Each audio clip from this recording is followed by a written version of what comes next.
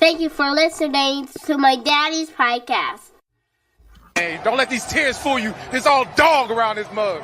I'm good.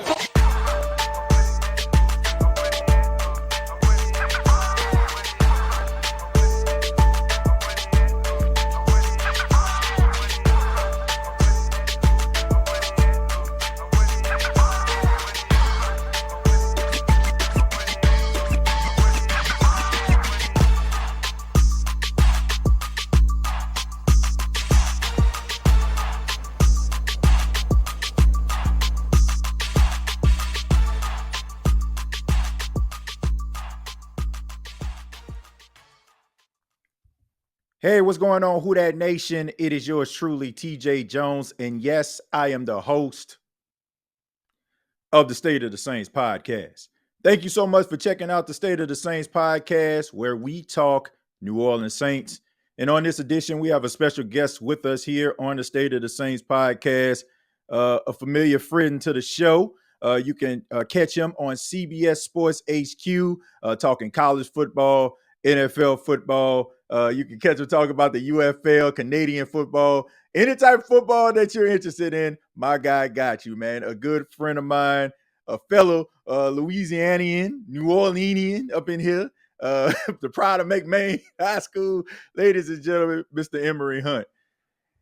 What's going on, man? Nothing much, man. Listen, I got to say, kudos on the intro, man. It's a New Orleans flavor. If you know what that beat is, it hits you right away. And if you know the song or where they at, listen, all that is just that it brings a smile to my face, man. How you doing? I'm doing all right, man. You already know, man. We got to represent for the boot, man, and also the NOLA, man. Got to do that. But I appreciate your time. Thank you so much for taking the time out to speak to us a little bit about the New Orleans Saints as well as the NFC South. We'll go ahead and get started, man. Talk a little bit about the New Orleans Saints. The NFL draft is over, of course. The Saints decided to go offensive line in the first round, getting Talise Fuaga out of Oregon State. When you first heard the Saints pick at number 14, what were your thoughts on the pick of Fuaga? What are your thoughts on the offensive lineman? I mean, he's an incredibly talented O-lineman. You know, I thought the Saints knocked it out the park with their entire draft, both draft picks and undrafted free agents. And a lot of the picks made a ton of sense. So I know folks may have wanted a skill player at 14, but this draft class to me was, obviously receivers were deep, but offensive line was elite. And offensive tackle was elite. And Fuaga made a ton of sense. One, because he's a talented player. Right. And two, based off what we know now currently about the Saints tackle position and problem, this was needed. So you feel the need with an elite talent, a very good player. So I thought this one was this started off the draft right for New Orleans. Yeah, no doubt about it. I mean, you look at the offensive line across the board. I mean, there's a lot of question marks, especially like surrounding Trevor Penning. Can he play, the left tackle position? But Emory, I don't know if you know it or not. I'm pretty sure you probably heard that when rookie camp took place this weekend, Fuaga was on the left side. The Saints decided to try him at left tackle. Do you think this is something that he can adapt to? Yeah, and here's the thing I always said about that. He was my number 3 rated offensive tackle in the class. I had an 85 grade on him, and that's pretty doggone high. And when you're taking a guy that high, you're taking the elite talent, and the position will figure itself out. But Right. You want the talent first. Yeah, he played on the right side at Oregon State, but it doesn't shock me to see him get work on the left side, because the one thing that he does really well is move his feet for a big guy. He strikes really well for a big guy. So, and I feel like at the end of the day, I know there's some subtle differences footwork wise to playing left and right tackle, but I feel like getting these reps now for him is huge, and it goes a long way to helping him develop that muscle memory to where he can move from left to right as opposed to trying to do it mid-season or within a game. Yeah. What do you think this says about Trevor Penning? I mean, do you think that this is the Saints basically washing their hands with Trevor Penning at left tackle? I believe so, and it's unfortunate to say, because again, this was someone that was dominant a little bit at Northern Iowa. You saw him have a solid week of work at the Senior Bowl, just really hadn't translated as a pro. And maybe we see him move to the other side, or maybe we see him kick down inside. We've seen this done before with offensive linemen that were taken in the first round, tackles in particular. Robert Gallery comes to mind, where the Raiders drafted him to be their franchise left tackle or whatnot, and it didn't work out for him. We saw him move to the right side. We saw him really have a decent career as a guard. So maybe that's in the works for Penning, but this tells me not only do you draft a guy, but move him to the left side. I think that speaks volumes. Yeah.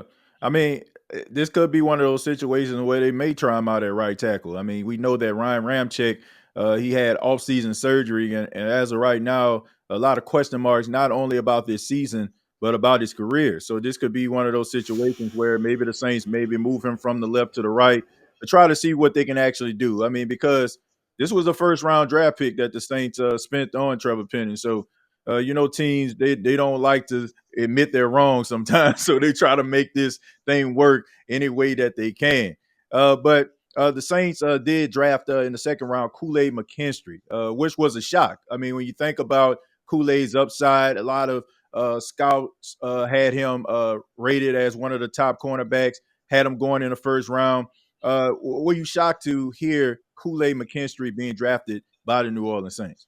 Not shocked that he was drafted by the Saints. I thought corner was a way they can go, but was shocked that he lasted into round 2. Mm. So I think the Saints got themselves a steal here. I had an 81 grade on him, so I'm still very high. He was like my 5th rated field corner. Good athleticism. I know Terrion Arnold got a lot of the pub and a Right. lot of the buzz, but that was because teams went throwing to the opposite side, where Kool-Aid McKinstry was his entire career. He was locking down the team's number 1 option consistently. And when you bring that over to what New Orleans is going to do in the secondary, I feel like the defense will have to lead from the front earlier in the season. So that's why you saw them go ahead and get another elite corner to pair up what they've already done in the secondary. Yeah, I mean, but when you think about Kool-Aid, you mentioned, I mean, a lockdown, shutdown corner at Alabama, but the Saints also have Marshawn Lattimore and Paulson Adebo.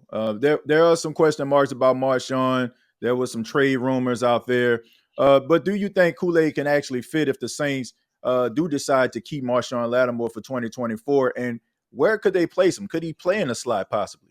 Or he could play opposite of him on the outside, and maybe you move a Debo down inside as a slot defender. I feel like McKinstry has proven his wares to where you trust him on the outside. You want him out there because he's good at using the sideline as a help defender. He's good in the open field in terms of tackling. He's very good at playing the ball once it's in the air. So I feel like you move him inside, you kind of minimize his effectiveness. Not so much to where he can't do it because he's an elite talent, like the point I made for Fuaga moving from right to left. Yeah, he can do it. He can play inside, but I feel like you get the best of the pick if you keep him outside where he strived over his career. Yeah, it should be interesting, especially like with Marshawn Lattimore, known for being that lockdown corner. Paulson Adebo really took a step forward last season, really stepped up in the absence of Marshawn when he was out for a significant amount of time. And now you have Kool-Aid McKinstry, a young, talented corner. So this is a good problem to have. I mean, if you're the New Orleans Saints, you got to be excited about your secondary. It's one of the bright spots of the team. You also have in the 5th round, which is insane, Emory, because I never seen a 5th round pick generate this type of excitement. You have Spencer Rattler being drafted, pick number 150 to the New Orleans Saints. Just based on your assessment of Spencer Rattler, what are your overall thoughts of him? Should Saints fans be excited about what they have in Spencer Rattler? Yes, they should. And this is a situation where he was he was my number 3 quarterback in this class. So Wow. right after Jaden Daniels, I had Spencer Rattler with an 82 grade. Mm, So I thought he would had an outside chance of going in round 1, in mm, the back end of round 1, definitely round 2.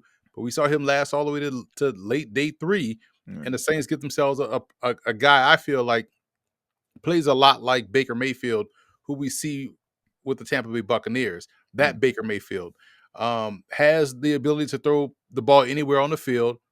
Very good in terms of throwing the deep ball, and that's an element of the Saints game that was non-existent last year under Derek Carr, and still is non-existent under Carr.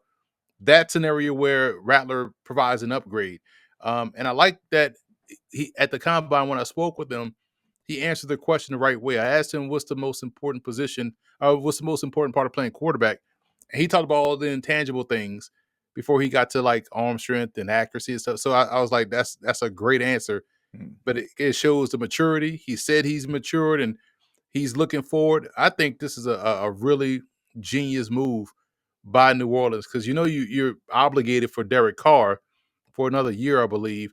And Rattler has played a lot of games. He got better at South Carolina, and I think this is a situation where the Saints could have their QB in waiting right after Carr decides to either hang him up or if they decide to hang him up for him after the season.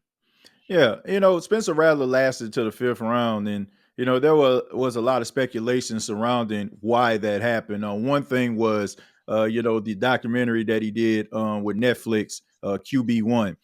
Do you think that's unfair to actually judge a young player on something he did in high school and not understand that there's a possibility that he could develop? Do you think that was unfair if that was the case by teams?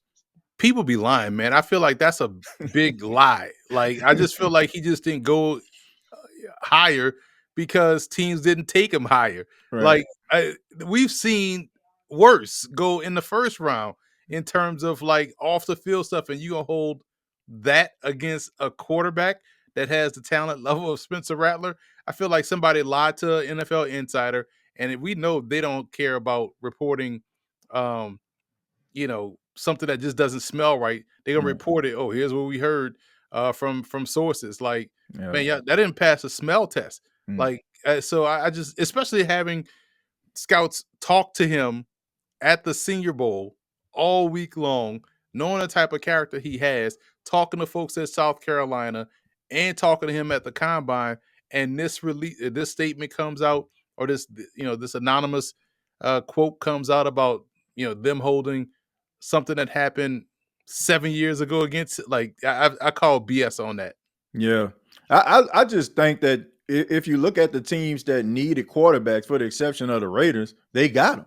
And yeah, when you have 6 quarterbacks drafted in the first round, which is unprecedented, I mean, you have other teams that have other needs, and I just think that that was the main reason why he failed. There's the reason why it was NFL record to go that long without a quarterback because teams got it. So I'm excited to see what Spencer Rattler can do in the Saints uniform. But this also leaves questions about the future of Derek Carr.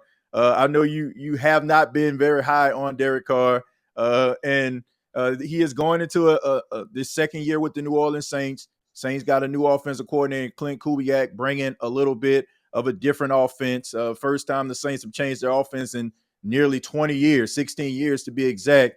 Do you think that with the addition of Clint Kubiak, could we see a better version of Derek Carr in 2024?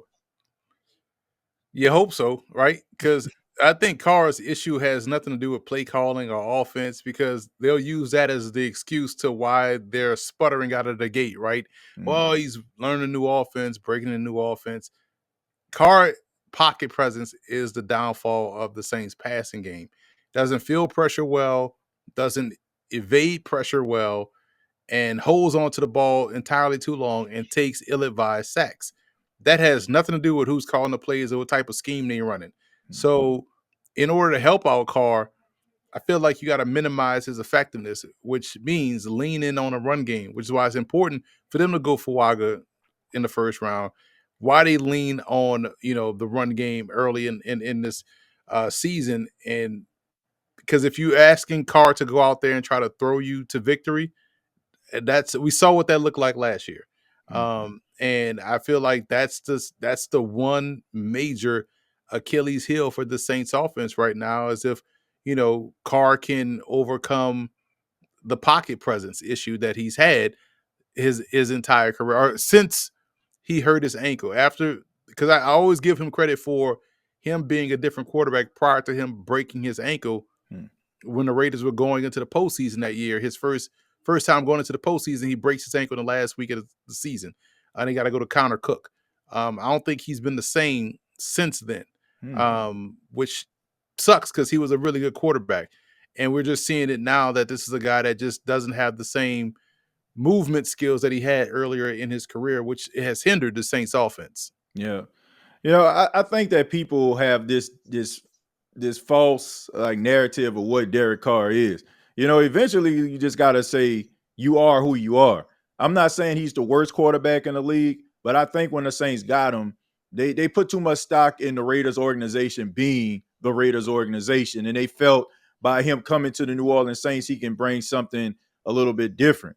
He's a guy to me that if you put a team around him and maybe like minimize his opportunities, I think that he can actually do something. We seen teams go to the playoffs, even a Super Bowl, with asking very little of their quarterback. I think with this new offense with Clint Kubiak, them running the football a little bit more, taking it out of the hands of Derek Carr, like you said, I think that it might help the New Orleans Saints. But still, I mean, it comes down to big time players making big time plays, and I think that might be the issue. But we'll see. I mean, but final question about the Saints. What do you think they have to do in order for them to get back to the playoffs? It's been 3 seasons since this happened, Emory. So, what do the Saints have to do in order for them to get back into postseason play? Start Spencer Rattler. But outside of that, uh, here's the thing with and you brought up a great point All with right. the run game, right? Mm. The problem is what happens when you run up against a team that can stop the run, Right. and now you need your quarterback to make plays because the Saints defense wasn't terrible last year. Yeah. They actually True. can play. They will get stops. This is still a very good defense, in my opinion, especially in the secondary. So they should be able to turn the ball over, and they should be able to get added possessions for the offense. All right. The offense has to capitalize. The Saints was atrocious inside the red zone. Mm. And that's where they have to get better. That requires everybody to lock in. Quarterback has to be, quick with his decisions. He has to be accurate with his passes. The placement needs to be there. The run game needs to pop when you want it to. And all of that transpires inside the 20 has to be more effective this year because the Saints have pieces. They Right. had pieces last year, which is why people were screaming for Jameis Winston to get out there and play. But because everyone knew what the problem was offensively, and now you're wasting defensive efforts. And I feel like that's the situation that faces the Saints again. They've gotten better defensively. They've gotten better at receiver. They've added some cool pieces there at tight end. Like they have some talent to where they should be one of the favorites to win the division Yeah. amongst Tampa and Atlanta. But man, when you look at this division quarterback wise, you're like which quarterback can you trust to step up Mm. and be an asset and not a liability?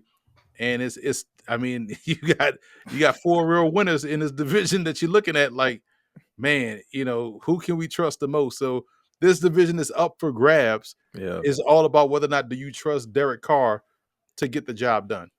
Yeah, I like the way the Saints are thinking about taking the ball out of his hands for the most part and focusing on the running game. I think that will get you to, a few games. I mean, when you combine the fact of that and you having the second easiest schedule in the league, maybe that'll help you. But once again, big time players make big time plays. And when you're talking about the postseason, you can't just rely on the running game because teams buckle down and neutralize what you do best. So it's going to have to take Derek Carr to possibly make some plays, and we'll see. But we move on around the South. You mentioned the quarterback play. Kirk Cousins moving on from Minnesota to Atlanta. He thought that he would get a fresh start being a guy in Atlanta, and he was there for about a month until the Falcons decided to draft Michael Penix out of Washington in the first round, which was a shock to a lot of people, Emory. But what are your thoughts on Michael Penix? I mean, we know the talent level is there. We know that the confidence is there. Is this a quarterback controversy? Should Kirk Cousins be looking over his shoulder, a la 2012 RG3? Absolutely. And the reason why I say that is because he is 35 years old, Mm. 30, 34, 35, 36, one of those Right. ages, coming off of an Achilles injury. Mm. He never was the most mobile anyway. He Right. took a lot of sacks prior to that. What do you think is going to happen when he gets out there coming off that injury with the added pressure of a guy on the opposite on the sideline that they took in the first round? Like we may see Penix way before people realize. He may even start the season, Wow. depending on how far along Kirk Cousins is. I know they're throwing out the sayings that he's ready to go. He's 100%. There's no setbacks, and they're showing clips from him throwing at minicamp where there's no pressure, of the situation, no pressure of the defense. He doesn't really have to move outside of the drop back. Right. That's a concern for me, because this team is set up like the Saints. There's a lot of talent on both sides of the ball. On paper, you can say, "Oh yeah, they got good backs, they got good receivers, they got better defensively, got more depth defensively." Right. You add Raheem Morris to coach them up. Like, this is going to be a good football team, but can you trust the quarterback? So the same questions you have about the Saints, you have about the Falcons. And when you look at Michael Penix and what he can do, the accuracy is there, the deep ball accuracy as well. But where he sets himself apart from Kirk Cousins is that we've seen Michael Penix show up in big games, albeit college. We Right. saw that in Indiana. We saw that Washington. We're still waiting to see Kirk Cousins step up in big games. Yeah. And this is his 13th season in the NFL. Right. So the biggest mistake the Falcons made was signing him in the first place. I don't mind them drafting the quarterback, because at some point Kirk Cousins is not going to play until he's 40-something years old. Right. But so you got to have a plan in place. So why not take an elite quarterback if you don't plan to be up there that high, in the future? So this is a big concern for the Falcons coming in, because we know Kirk Cousins the fantasy football community loves Kirk Cousins, because they'll see 21 or 28, 350 yards, 4 touchdowns, 1 pick. Like, oh, he played great. Yeah, but that 1 pick was toward the end of the game. And they don't tell you about the sacks he took that killed drives, the fumbles that he had that he lost that killed scoring drives. That won't show up in the stat sheet. Right. You know what I'm saying? So Good the point. numbers going to always look great. So the Falcons have a problem right now at quarterback, but everywhere else, man, this team is stacked. They can legitimately win a division. Do you think they're the front runner? I don't know, man. Like, because I have questions about the quarterback, and that's the biggest concern, especially when you have an OC in Zach Robinson, that when you had Justin Fields out there for the taking, you chose to. Anytime a coach says, "I want this guy to run my system," and you handpick the guy that you could. First of all, you're putting too much emphasis on your system. It's about the Jimmies and the Joes, not the X's and the O's. Right. And you chose Kirk Cousins. I can't. There's nothing left for me to say. Yeah, look, I actually like Kirk Cousins, but it's kind of the same situation with Derek Carr. Like, can you deliver in big time moments? And I mean, there's times where he has, but when the lights are brightest, I mean, we all know about the Kirk Cousins in prime time. There's some question marks there, but I think that there'll be a better offense with him. But if you're just trying to be a better offense, yeah, I think that he may be that guy. But if you're talking about winning consistently, getting back to making the postseason consistently, I don't know if Kirk Cousins is that guy. But I do believe in Michael Penix. The confidence level is there. The city of Atlanta, they're definitely excited about it. And I think that this is a smart decision by General Manager Terry Fontenot, even though a lot of people are looking at it from a contractual standpoint with Kirk Cousins. But if something was to happen, like you just said, he looks like a genius, and nobody's going to say, "Oh, that was a mistake." Then, so, the Atlanta Falcons got some question marks, but I mean, it's a good problem to have 2 quarterbacks that they feel like can actually lead the charge. But we move on to Tampa, who won the division last season. Baker Mayfield doesn't have his offensive coordinator, Dave Canales. He moves on to Carolina. Do you think that's going to affect Baker Mayfield's play? We've seen this before, Emory. And I talked to Steve Weiss, NFL Network, about this. I said, when you look at Jalen Hurts, when he had Shane Steichen, he was up for the MVP, right? Shane Steichen leaves, goes to the Colts. You see a little bit of a setback. We seen the same thing when Brian Daboll went to the Giants. We start to see a little bit of a step back with Josh Allen. So how much does an offensive coordinator play a role in the success of a quarterback like a Baker Mayfield? Well, because you help keep the guy on script, you help keep him on schedule. A good play caller understands situational football, understands what my guy can or can't do, where he's best suited to attack, how can we attack, and getting all that in real time to the QB in less than 15 seconds. Like, hey, this is what we're going to run here. And it works out that way when you have the synergy between a play caller and his quarterback.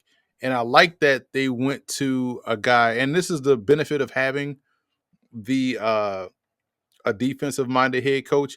You know, he doesn't want to call offensive plays, Right. so they can hire an OC that can work in that capacity, as opposed to what we've seen a lot of guys try to do that are offensive head coaches try to also call plays and they Right. lose sight of the situation. We saw that a lot with Arthur Smith. Yep. Now only a few can do it. Kyle Shanahan is one, Sean McVay is another, right? So I like that Liam Cohen is a very good coach, is going to be the OC there, and is going to help Baker Mayfield. So you look at what Tampa has done in free agency and in the draft, their biggest thing is getting that offensive line healthy.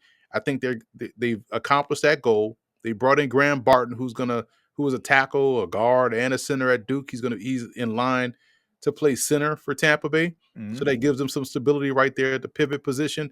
They got good receivers, and defensively, we know Todd Bowles will get those guys amped up and ready to play. They'll be aggressive, to what varying degree is the key. But I think they still have enough to where they can. Right now, I think Tampa is the front runner because they have the proven commodity at QB, despite other teams being a little bit more talented at certain spots on the roster. But continuity at QB, who has gone to the postseason, last season, I feel like Tampa right now is your front runner. Yeah. But what do you think about wide receiver McMillan out of Washington? I mean, he's a talented guy, but we know that they decided to bring back Mike Evans, extended him. Chris Godwin is, as of right now, still there. But I'm pretty sure they're looking at McMillan to possibly be a number two, maybe even a number one if they decide to move on years later from Mike Evans. Can he be that receiver? I think he could be what they are asking Chris Godwin to be. Hmm. I think he's more of that possession guy because we saw the emergence of Palmer as an explosive playmaker. Right. And I feel like once Mike Evans retires, they're going to be searching for a bona fide number one Right. because I feel like right now you got two solid number twos in Palmer and McMillan. McMillan, I think, is there to push Godwin Mm. because Godwin has been banged up a little bit, Right. and I feel like McMillan can serve in that role as a younger, healthier version of Godwin. So that'll be the training camp battle to watch, how much he gets up to speed and how quickly he can acclimate himself to the NFL game. Yeah.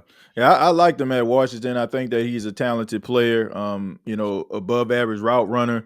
And the ability is there. And but like you said, Chris Godwin has been like a mainstay, but he has had some injuries throughout the years. So this could be that camp battle to watch in Tampa. Finally, we got to talk about Carolina. Carolina gets a new coach, and Dave Canales moving on from OC to head coach. Bryce Young had a rough season. Offensive line wasn't where it needed to be. Wide receiver play was, just below average. All he had was Adam Thielen to throw the ball to. Do you think, with the addition of Dave Canales, who has shown, in Seattle, in Tampa, that he can get the best out of a quarterback, could he do the same thing for Bryce Young? Can Carolina get back to possibly being a player in the NFC South? Yes, they can because they can't get any worse than what they were last year. And it's because of Carolina is the reason why Right. Justin Fields isn't in Chicago Right. because it was Carolina that had the first overall pick, Mm. and not the Bears who had the ninth pick. So folks want to act as if Justin Fields was a problem when he clearly wasn't the problem in Chicago. The Panthers couldn't close out a game or win a game. Mm. Now, when you add Xavier Leggett and you add a Jatavian Sanders at tight end, and you bring in some beef along the offensive line to try to help set the tone and really kind of ease your young quarterback in the game. I like that we saw Bryce Young not fold in Right. terms of just totally look like he was shell shocked. He Mm. stayed battling every game. There are a Right. few games where they had leads and they could have won, but they just didn't have enough, enough in the chamber to really close it out. Right. You hope that he's better. I think the offense will be better. Defensively is where I'm interested to see how they are able to move past trading Brian Branch. Um, Mhm. that was huge for me. He's up here in New York, and now you have to find someone to really get after the quarterback. I know you bring in Clowney, but Clowney is, week to week. Yeah, it is a 1 year deal, so you're gonna get the best of Clowney, but it is a week to week thing. Yeah. Expecting him to be a replacement. So pass rush is going to be a big question for them. Getting healthy in the secondary is also big for them this year. Um, I worry about the front four, but the back seven I have no qualms about because I feel like they do have some athleticism.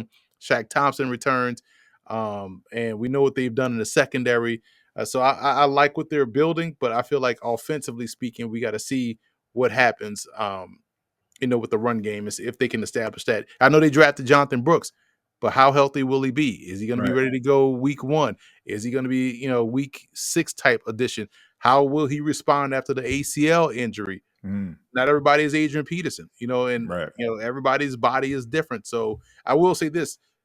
I interviewed him at the combine Mhm. and I completely like my journalism card should have just got revoked because I completely forgot to ask him about the knee because Mm. that's how well he was walking around. I forgot he tore his ACL.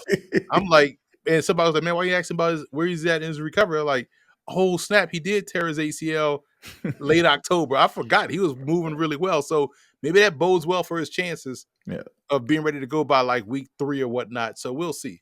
Yeah, that's the power of modern medicine, man. Yeah.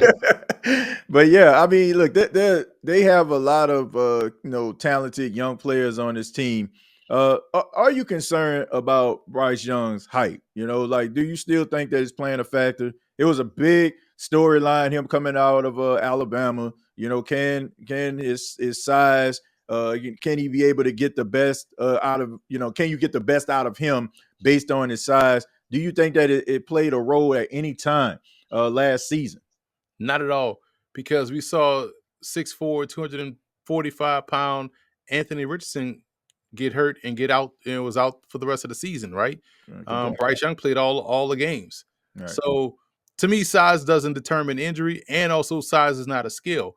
We've seen, first of all, people need to understand that this dude's been 5'10" his whole life. Mhm. So which has seen him get to Alabama, win championships, win the Heisman Trophy, and get drafted number 1 overall. So he's used to playing at 5'10", and he's excelled at his height. All right. And I just feel like the Panthers just didn't have any answers, man. Their offense is very basic. Last year, when Adam Thielen, at his big age, is your number 1 option, that's a problem. Yeah. That doesn't give you many options, and they couldn't really run the ball. And so let's see if that changes, and therefore everything else will change. And now you give him Xavier Leggett from South Carolina, great catch and run threat. Big fan of his game. We'll see if that helps alleviate a little bit of the pressure off the passing game. But that was the biggest issue. It had nothing to do with him being 5'10", in my opinion. Yeah, I mean, I just think that that's a little bit of a cop out. I mean, I understand the storyline, and you need storylines leading up to the draft and the combine. But I mean, this guy's always been talented.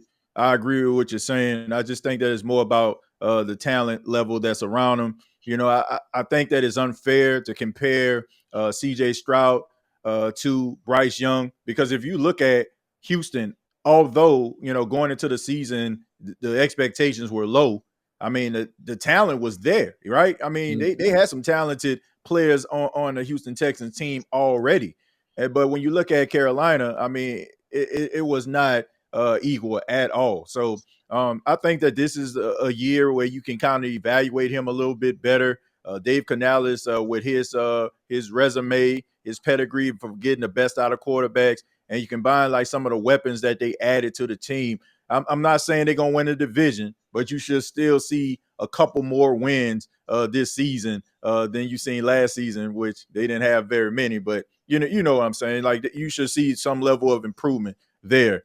I gotta ask you about this is the last question I have for you. Got to be Saints related here. I forgot to ask you about Dennis Allen. All right, Dennis Allen. Dennis Allen going into his 3rd season as the Saints head coach. The Saints had a complete overhaul of their offensive staff, bringing in Clint Kubiak, bringing in a new running backs coach, offensive line coach. List goes on and on. This is a complete Dennis Allen team here. Like no mains, no layovers from Sean Payton. This is his team. Do you think that this is a make it or break it year for Dennis Allen? Who knows? Because the Saints organization seems to be tied to him and Carr. Because, like I said earlier, this was and I got to give Dennis Allen his credit because last year I believe was the first year he had a winning record as a coach. Yeah. So you got to give him his tip your cap to him for accomplishing that, and hopefully he can build on that. In order for him to build on that and really crack this door down, you play your best players. Like play the guys that give you the best chance to win. Don't play the guys that you say give you the best chance to win because that's how you lost the locker room last year. The players knew Jameis gave them the best chance to win. So you can't hide it from the players. And this Saints roster is stacked. Like, listen, we talked about draft picks, but they knocked it out the park with a lot of these undrafted free agents. Kyle Sheets being one of them. Bud Means was a fifth round draft pick. Mason Tipton of Yale was a fantastic receiver. So they got dudes, man. Guys is gonna make this tough. Jacob Cabody from the University of Louisiana, fantastic receiving threat out of the backfield for a guy that's 6'2", 225, could get downfield and burn DBs. So they got talent. Dallin Hooker, the tight end of Colorado State. Yep. So if you're watching these dudes play at practice, the players know, everybody can see it. If Rattler is out there balling, man, just play Rattler. Because it's not like you look at the money because you're paying, it's almost look at what you're paying Carr as what you're paying the entire quarterback room. So it's a sunk cost anyway. So if a fifth round pick is better, play the fifth round pick, and we're just factoring that cost, right? We have a highly paid backup that can go in and play, but the better player has to play, and that's across the board on offense and on defense. And we've seen him be able to develop some guys. We saw that with the DB from Tennessee that they picked up. Alontae Taylor. Yeah. Right. That was his guy. It was kind of like, okay, will it work? Is he moving positions? Like, it has worked out perfectly for him. We saw that with Pete Werner, was a head scratcher when they drafted him. It was like, man, and he's been excellent. Right. Since he got, so we've seen him be able to put guys in spots to be successful defensively when they're healthy. But just play your best players, man. If he does that, if Carr is the best guy and everybody agrees, then okay, we're gonna roll with Carr. If he's not, don't create a situation that you had last year where you had two separate locker rooms. And we saw that manifest itself out there on the field with Carr fussing with his lineman fussing at Carr, players checked out. Like if everything is a clean slate that's going into this offseason and you play the guys that truly give you the best chance to win, then I think he could have his second consecutive winning record. Yeah. To me, Emory, I don't think there's an excuse. Like, you have to win this season. I mean, the second easiest schedule among schedule makers. You got your team the way that you want it to be. A lot of people felt that some of the players that were in the locker room that were creating problems, like Michael Thomas, that were going against what his vision for the team. I'm talking Dennis Allen is no longer here. Like, you got to win, and I just think that if they decide to keep him after this season, you might risk a chance of alienating your fan base, and people are going to check out because they're going to feel as if you don't care about winning. You mostly are most focusing on trying to be right here. So Dennis Allen got to get it done. I mean, Derek Carr is your quarterback. Look, you got to hit your wagon to him for better or for worse. If it don't work out, then you and Derek gonna have to go. But I'm hoping that they can get it together. Like you said, he has a reputation of developing defensive players. We know the defense is going to look pretty good. The question marks with the offense: can the offense get it done and complement this defense? It should be interesting in 2024. But Emory, thank you so much for being a part of the State of the Saints podcast. Always a pleasure to talk to you, my friend.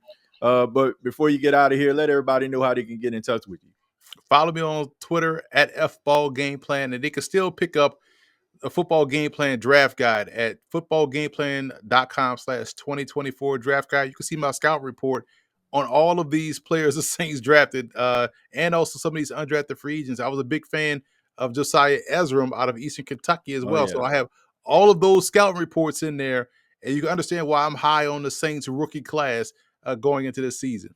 Yeah, definitely. And you do an outstanding job. So make sure that y'all get that scouting report, understand the players that they have and why they're special and why you should be excited about the Saints draft picks as well as some of those undrafted rookies. Emory, thank you so much once again. Really do appreciate your time, man. Always a pleasure, man. Thank you again and keep building. I love what I'm seeing here. Yeah, thank you so much, man. I appreciate it.